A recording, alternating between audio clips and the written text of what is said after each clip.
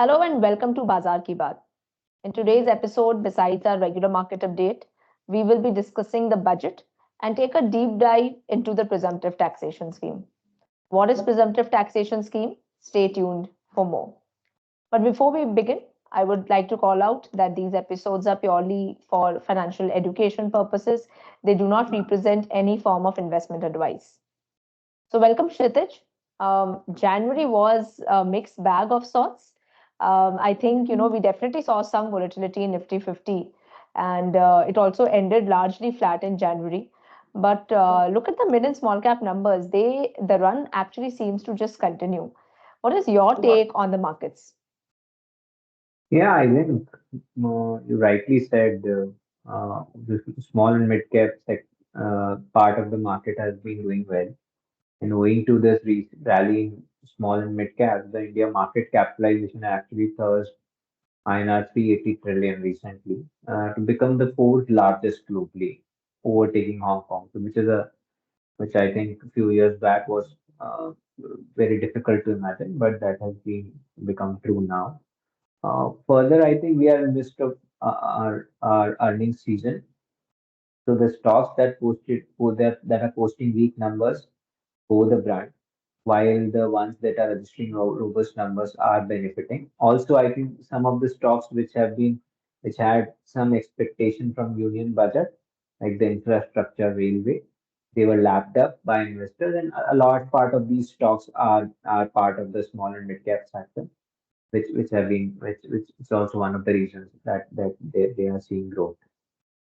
I think it's a great thing to be the fourth largest market globally, Kshitij. But how do you see the next few months unfolding for the markets? I think a lot of people are really sitting on expecting what is going to happen in the markets. What's your take on that? Yeah, I think the markets.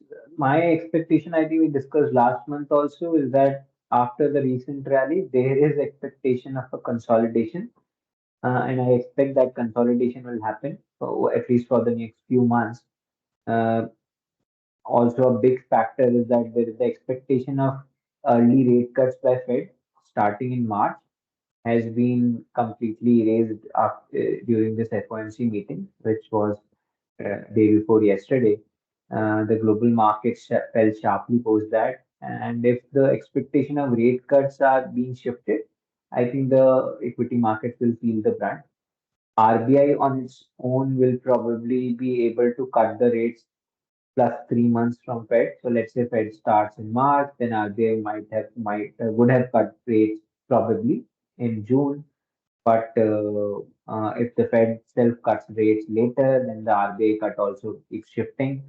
So overall, I think the Fed determines the interest rates in the world. So yeah, so it's a big shift for that matter. So Right, that may have an impact on the markets. right. So on the sectoral side, Kshitij, I think most of the sectors have been doing well, except maybe FMCG and banking. Do you think there was anything particularly notable when we look at sectoral performances? So one key point, if you see of the top 10 performing stocks of the last month, five of them are PSUs. And also the majority of the top performing stocks are from reality and infrastructure sectors. So right, so the theme has been capex driven stocks, and which were out of, I would say, probably out of favor for a long time, and in some part it was unreasonable also. In that sense, they've been pushed too much out of the favor. So now when the ROC for many of these stocks is crossing their cost of capital, the sudden re-rating has happened. Uh, uh, if you see last month, the two big sectors which have not performed is media and private banks, and which have seen the maximum decline, uh, which is largely owing to the fall in GE media and then SDFC Bank. SDFC Bank, for that matter, was the worst Nifty performer during the last month, and SDFC Bank has been a part of I think many portfolios, and it was a big sharp fall for many of the retail and even institutional portfolios. So if we look at I would say the results, the large consumer companies, the FMCGs, and which are dependent on rural market, I think they are still finding it difficult to deliver volume growth because the rural market has not been able to recover. There are some green shoots, but overall, if you look at the consumption stories for large consumer players, uh, they are not able to deliver volume growth. While if you see at luxury consumption, I think that sector has been doing well. So there's a clear divide between the urban, or I would say urban and the rural market in that sense. Banks, I think, have been able to maintain NIMs in the first quarter, and there are expectations that there may be further NIM erosion, considering I think most of the banks, if you see their earnings commentary, most of the banks are facing challenges raising deposits, and the deposit rates are being pushed up due to that. And if that happens, their cost of funds will rise and their NIMs will fall. So which makes I think life slightly tough for banks. But having said that, banks have been out of fashion for a while. So there are cases of value being emerging in some of these places. The banks are still growing at a decent click, so that counts for something.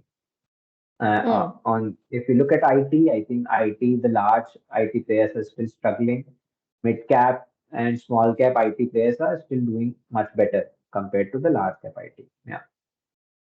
So I think clearly over the last few months, when we look at the sectoral numbers, capex driven sectors look to be the theme that's doing well.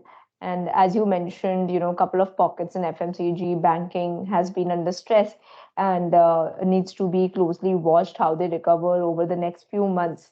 Let's move to our first topic. Of course, we completed the interim budget yesterday. Interim budgets normally are very bland and there's not much to be talked about, but yet we chose it as our first topic of the day. Kshitij, anything particularly that you took away from the budget yesterday? I don't think we can say interim budgets are normally bland. Normally, most of the governments will use interim budget as their election manifesto. They'd use it to announce big bang schemes so that to gather votes and try to be more populist in the last year of their just in as they enter election. But surprisingly, I think for many of the market participants and for even for us, this was not a typical pre-election budget. This was actually bland. And the biggest surprise, I think, came on the fiscal deficit front. But apart from that, I think there's not nothing big news to write home about in any of the other parts. The fiscal deficit one was actually very significant. That they first the current year we've been able to not only meet the fiscal deficit target but beat it by 0.1%. So the current target was 5.9. We ended up at 5.8%.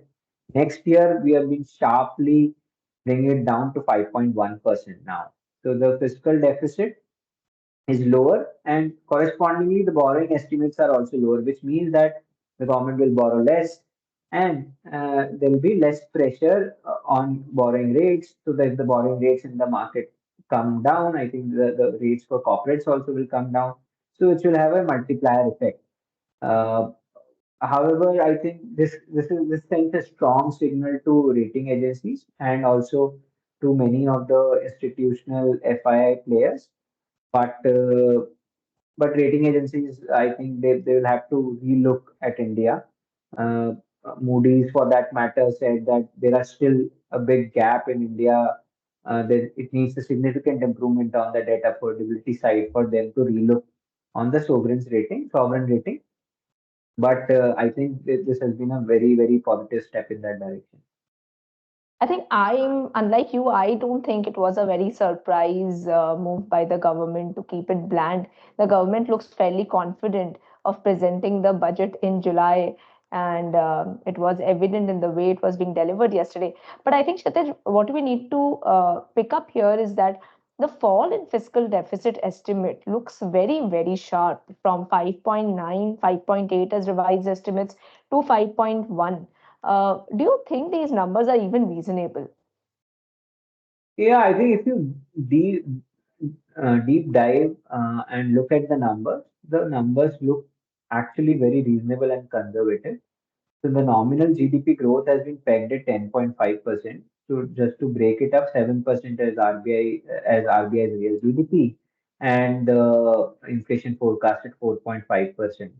At 3.5%. So which is quite reasonable. I think that when I said inflation forecast, it is GDP deflator, slightly different. But if you look at 3.5%, I think the WPI we are seeing an uptick in WPI for the last few months, and that indicates that we should be able to have this much nominal growth. So that 7%, I think, fairly many of the economists would be very confident, but on the inflation side, I think we should be able to achieve a nominal growth of 10.5%.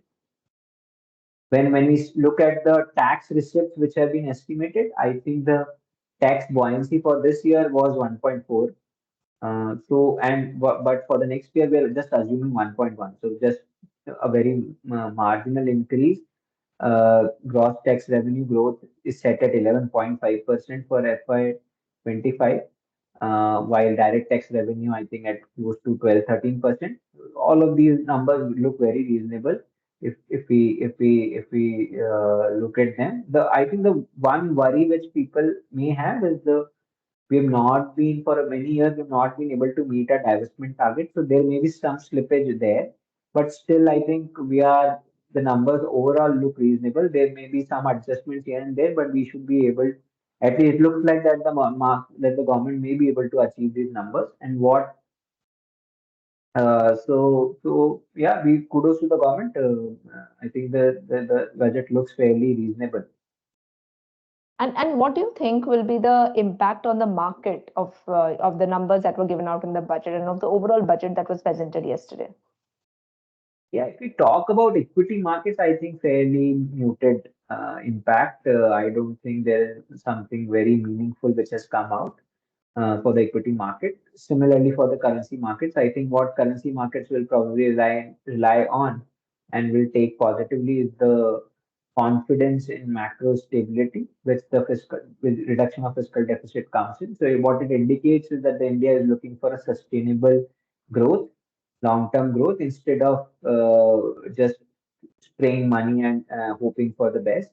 So and of course, this has been a bond budget. If we look at it, I think there's one of the commentators on TV said that quote, and I kind of picked up from there. The bond yields dropped promptly by 9 basis points. I think they understood the signaling pretty well.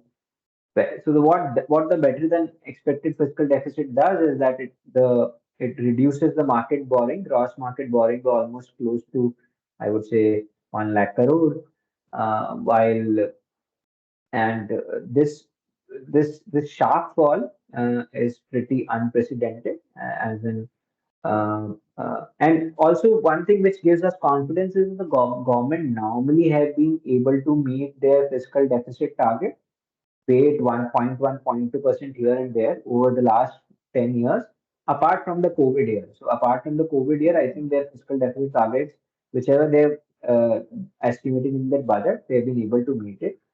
Uh, why are we even talking about 1 lakh crore when the whole overall borrowing is somewhere in the tune of 14, 15 lakh crore? Is that a large part of our bond investments or bond demand is quite, I would say, inelastic, right? So it is a regulatory requirement for banks. There is SLR requirements, there is LCR requirement, and for similarly for insurance, there are regulatory requirements. So a large part of the buying for bonds is already done. So 85% of the demand will be able to meet by the non-discretionary buyers.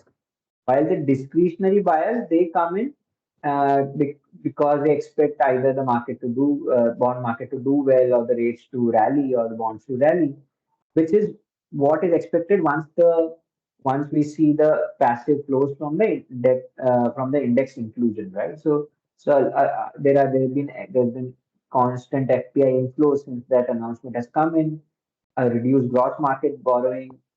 Also, we expect RBI to cut rates. So all these three factors put together can have a massive impact on bonds. I think few of the, I would say, respected commentators are actually saying that the 10-year bond can actually fall close to 6%.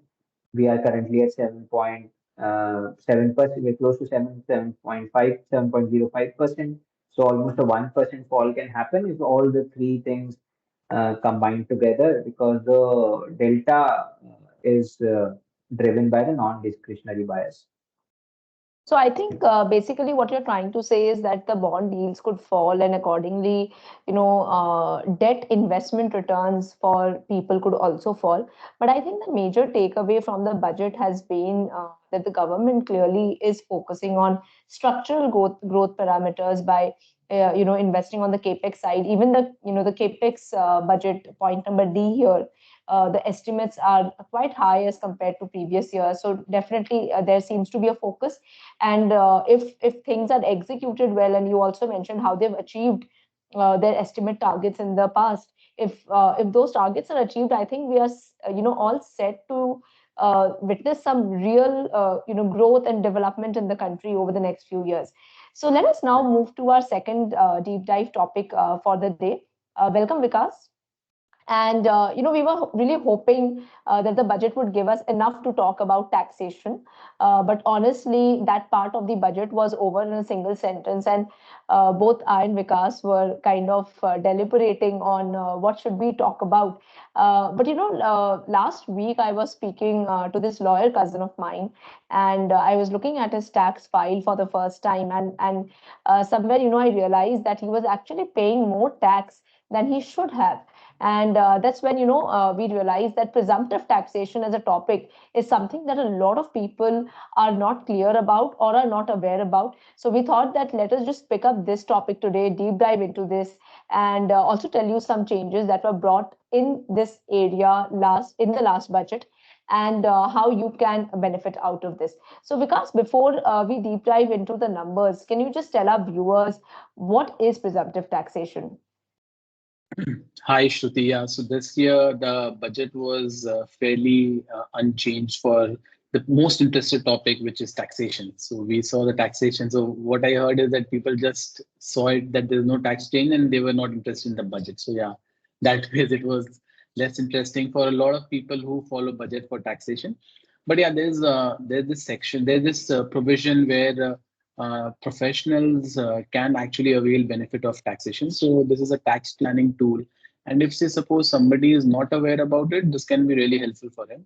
So as per Income Tax Act, if you are a professional, if you are working, like if you're a lawyer, if you're a doctor, if you're an accountant, and if you are like if you're engaged in any activity and if your profession falls into the income tax provisions, you can actually claim presumptive you can presumptive income. You can claim presumptive income, so your taxable income is actually 50% of your receipts.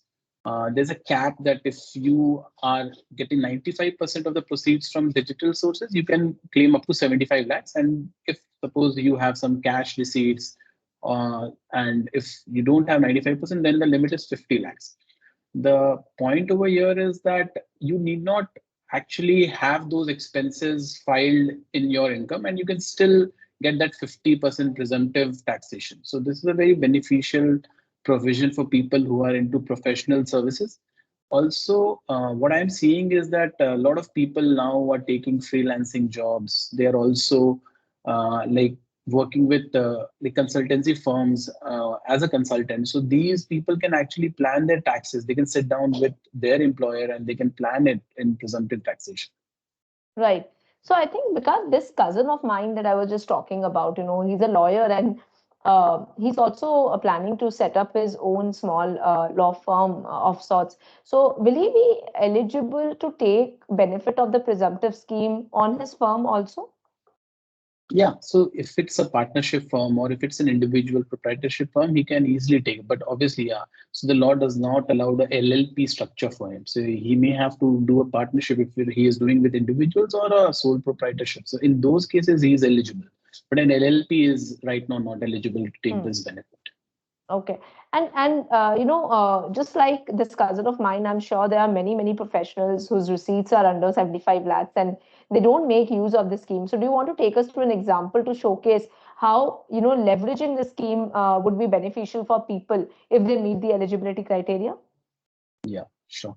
So actually, see what happens is for like your client, I had somebody who is a photographer actually, and he was actually surprised when he came to know he was actually paying like full taxes on his income, and he was claiming all those deductions. But when he came to know that 50% he can get flat deductions, this is very beneficial for him. So, says we have just taken an example. If say suppose your gross receipts of 40 lakh, and if you're not taking presumptive taxation and your expenses are 10 lakhs, so as per income tax provision, what happens is that your income, like your income would be 30 lakhs. You will get tax reduction on 10 lakhs only of your expenses, and 30 lakhs will be taxed. So you will have to pay 6.5 lakh rupees of taxes for your income. But if you opt for presumptive taxation, what happens is the income tax says that we are assuming that your professional activity would have had these kind of expenses, and they'll say that only 20 lakh is taxable income, and the tax which will be accruing to you is 3.5 lakh. So there's a straight away saving of 3 lakh, which is a lot of money, right? So this tax planning tool, you can easily take benefit. It's just that you have to like understand whether you are eligible or not. If you're eligible and if your employer or your like clients are okay with this, then I think this is a very good provision to use. But Vikas, in this case, you've taken an expense number of 10 lakh. Let's say my expenses are 25 lakhs. So if I take a presumptive scheme, then I would essentially be paying tax on 20 lakhs, which is 50% of my gross income. But my net profits would just be 15 lakhs, right? So in that case, what is the workaround, in the scheme? Yeah, yeah. So this is a very nice question, actually, very interesting question, because this also happens for some people that they are engaged in a profession where their actual expenses are higher initially. Initial years, say, suppose you're setting up practice, your initial expenses are higher, and like you don't want to take that 50% presumptive taxation. So the law says that in this case, you have to maintain books of accounts, you have to properly document your expenses, and then you can file returns in the normal route and claim those expenses. In some cases, one more thing happens is that if say suppose your income is above 75 lakhs, then this book maintaining of books of account becomes compulsory for you. So in that case, you have to compulsorily maintain books of account. In this case, he is maintaining because he has this actual expense and he wants to save on taxes, or he does not want to pay on taxes. So this is how this works. So it's more of an enabling provision, and if you want to take the benefit, you take. Otherwise, you always have the option, which is the Right. regular route. So basically, books of accounts are compulsory in case our expenses are more than 50% of our receipts, Yeah, right? yeah, yeah. And are there any other consideration that that one needs to be aware of? Yeah, so there are some like normal consideration that you have to plan your taxes. You have to pay your advance taxes on time. So all your income, whatever you've received till 15 March, plan your taxes so that you don't need not pay extra taxes. Then one more thing is like this is understood only, but you cannot claim any other professional expense because so like somebody asked me that I am getting 50%, but these are my expenses I can further deduct. So that cannot happen. And say suppose during your profession you have acquired any assets. Say suppose you have bought a car only, and that car you are using for your profession. So the law says that that 50% deduction that we have given you, that takes care of your depreciation expense also. So a car again you cannot claim depreciation. So if your expenses, depreciation, and everything is more than 50%, you take the normal route. If you think that it is less than 50%, you take the presumptive route. So that calculation you have to sit with your CA or your tax planner, and then you have to figure it out. Other than that, you have to file your taxes before 31st July. So these are some of the provisions which I think once you know this taxation, you should definitely consult somebody who is experienced in this field, and he can help you out that what is best for you. But yeah, there's a lot of benefit if you give some time to it and if you are eligible. Right. So I think the key takeaways from this discussion, Vikas, is that presumptive taxation is relevant for people who are in a profession of some kind, or even people who are, let's say, freelancers, or in a kind of Yeah. an employment structure where they have flexibility to take their compensation as a professional income. Yeah. Receipts must be less than 75 lakhs. Yeah. More than 95% of the receipts should be digital. If they are not digital, for example, there are so many doctors who take cash as, Cash. as part of the fee. So then their limit is 50 lakhs, and then they can claim 50% of this income as expense. They don't need to maintain books of accounts as long as the expenses are 50%, and rest 50% of the income is subject to tax. Of Yeah. course, deductions under Chapter 6A are available. So if you Yeah. are claiming presumptive taxation, you can still invest in, ATC, NPS, health insurance. You can claim, interest on your home loan, so on and so Yeah. forth, and reduce your taxation further. So definitely, it's a tax planning tool. And the whole change of, the threshold from 50 lakh to 75 lakh, that is what was brought in the budget last year, Yeah. but with a twist that most of your receipts should be digital. So I hope that the topic of presumptive taxation has been useful for our viewers today. Thank you so much, Vikas, and thank you to Thank our you, Shruti. viewers for watching this episode. And stay tuned for our next month episode.